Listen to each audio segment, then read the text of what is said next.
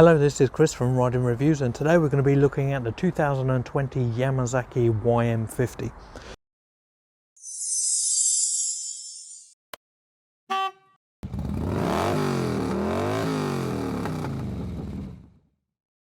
So the colours come in either black or white and blue. Comes with a twin exhaust. We did do it a couple of years back with a single as well. Nobody wanted it, so we stopped doing it. It does come with a kickstart and electric start, LED lights, LED indicators and LED rear light. It comes with a analog rev counter and a digital display. The digital display will show you miles an hour, odometer, what gear you're in, how much fuel you've got, and there's also a clock on there. On the brakes, it has two discs on the front with twin pots either side. This is massively over the top, but in China these bikes come with up to a 350cc engine in it. We also do the 125 version in the UK. There's some legal stuff, reasons why we can't bring in the 350, and I'm not sure if somebody would want it. So the fit and finish of these bikes is fairly good. They've swapped the paint factory this year, so it's slightly better.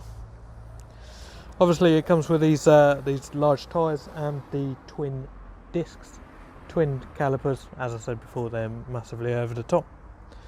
Comes with a single disc on the back. So yeah, let's start it. So it is a choke bike, so electronic carburation. This means that it's a normal carburetor with a couple of sensors on it. It's in between a carburetor and fuel injection, but that doesn't mean that you've got to use choke.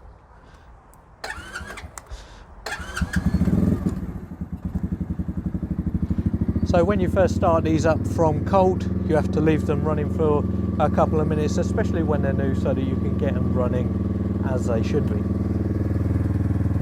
Also, if you try and ride them out like this when they're freezing cold, number one, you probably cut out going up the street, and number two, the power just won't be there. You get a little bit more torque and power once the engine is fully warmed up.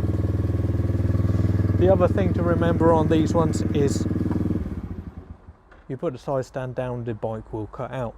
That's to stop you from going out of here, doing a left-hand turn and it chucking you off. So you don't want that, obviously. All the parts, majority of the mechanical parts are available from many different places in the UK. The panels are only available from Cheap Bikes R Us. So yeah, we'll take it out for a test drive, have a little go, and then yeah. As they stand, this bike will do 32 miles an hour straight off. Once you've done your first service, we can supply you with a de-restriction kit, which is really simple to do. If you're 16, there is legal requirements. Your insurance might be void, and your tax and MOT as well if you're riding around with it de-restricted, because it will do 50-ish miles an hour.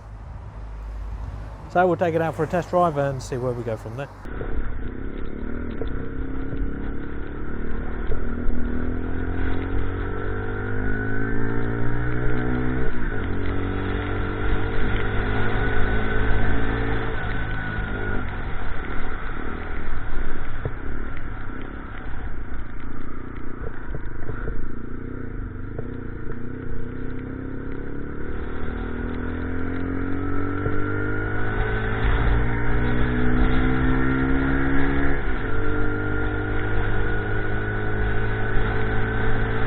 So you've just passed your CBT and you're looking at getting a motorbike.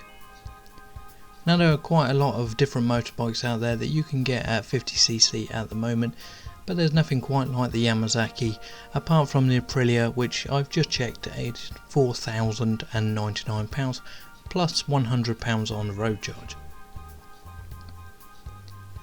So at this point of the video, the Yamasaki YM50-RE comes in at £1,699 on the road.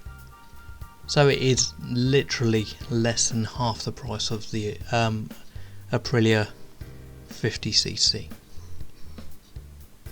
You could go down the route of getting a Lexmoto Hunter, which are $11.99 on the road, or a Lexmoto Aspire, which are $13.49 on the road. You also have the choice of the cheap bikes Russ Fosty F50, and they're $13.79 on the road. It all depends really on what sort of bike you are looking for. If you're looking for a sports bike, your choices really are between the Aprilia and the Yamasaki, and as I said before, the Yamasaki is half the price, more than half the price. So generally with motorbikes it's the same as everything else, you get what you pay for. So if you pay for the Aprilia, which is £4,099.99 on the road, you will be getting a nice bike. I'm not saying there's anything wrong with the Aprilia. I'm sure it is a really nice bike, and I'm sure that it will last a long time, same as all of them, as long as you do your servicing when it's supposed to be done. The Yamasaki isn't going to be quite as nice as the Aprilia, but then again the price is a lot better. With this model, the Chinese have transferred to a different paint factory, so the paint is a lot better, and when we PDI these bikes we go through with Loctite and make sure that everything is tight, make sure nothing will come undone. There was an issue with the last batch of these where the choke cable was too long, and that has now been remedied, so there isn't a starting problem anymore. So out the box it will do 30 miles an hour, somewhere in the region of 29 to 32. Every bike is slightly different. It does have Chinese tyres on it, so you will have to be careful when you first start riding. Same with all tyres really, it doesn't matter if they're Chinese, Japanese, Chinese, it doesn't make any difference. If you ride your tyres straight away on a wet surface, they will not be as effective as if you have done 500 miles on them and then you try and ride them. Also with Chinese tyres, the way that the Chinese work is all their vehicles and all their tyres are made for longevity. So generally if you ride your bike as you should do, the tyres will last about half the time the vehicle will. So you're looking at 7,000-8,000 miles on one set of tyres. If you go around like most kids do these days and do wheel spins and donuts, and attempt to do donuts anyway, you will rub the tyre off.